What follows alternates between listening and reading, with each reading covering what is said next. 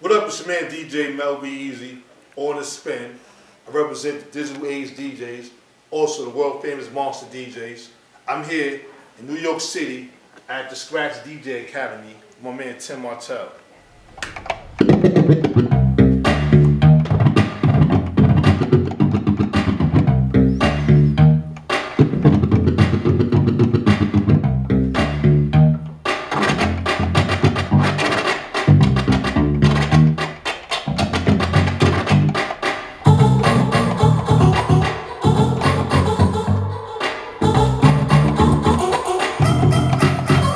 Tim Martell.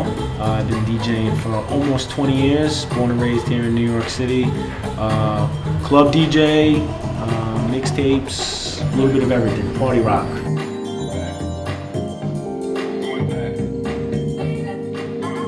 The way I got into DJing was kind of funny.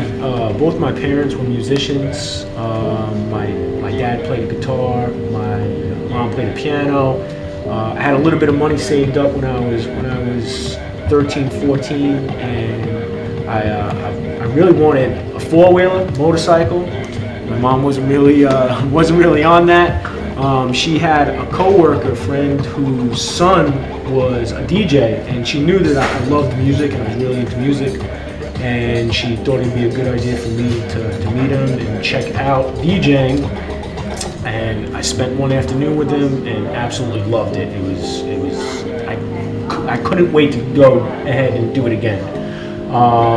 I started doing a couple gigs with him, and before you know it, I just started saving up money and started getting some equipment. What was your first party experience like as a DJ? Like you said, you met up with your mom's friend's son, and he taught you how to DJ and stuff like that. And after that, how was that? Well, when I was working with him, I was doing a lot of mobile stuff like weddings and Sweet 16 type of stuff. My first party experience, club experience, I can say was luckily one of the biggest and best clubs in my eyes in New York City was at the Tunnel. What was the first record you bought? The first record I ever bought was Michael Jackson Thriller, and I probably have about 4 or 5 copies of that now. But that was the first record. It was actually a combination. I bought 2 records on the same day. It was Michael Jackson Thriller and it was a Billy Joel record.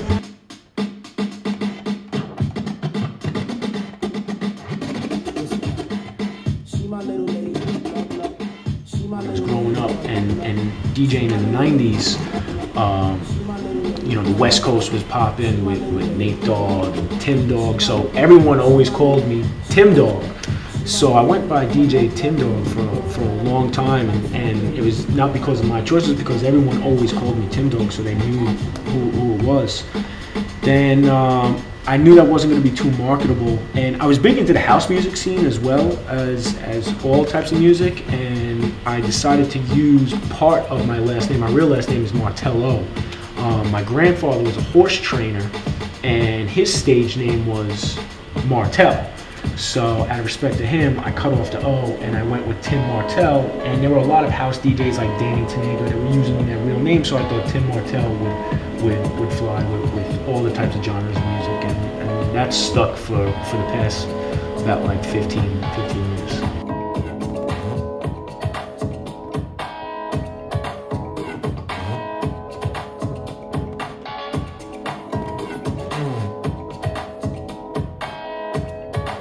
Right now I'm working on a couple projects. One goes by Everybody Knows a Little Bit, which I'm working with my boy DJ Jesse Fellis on.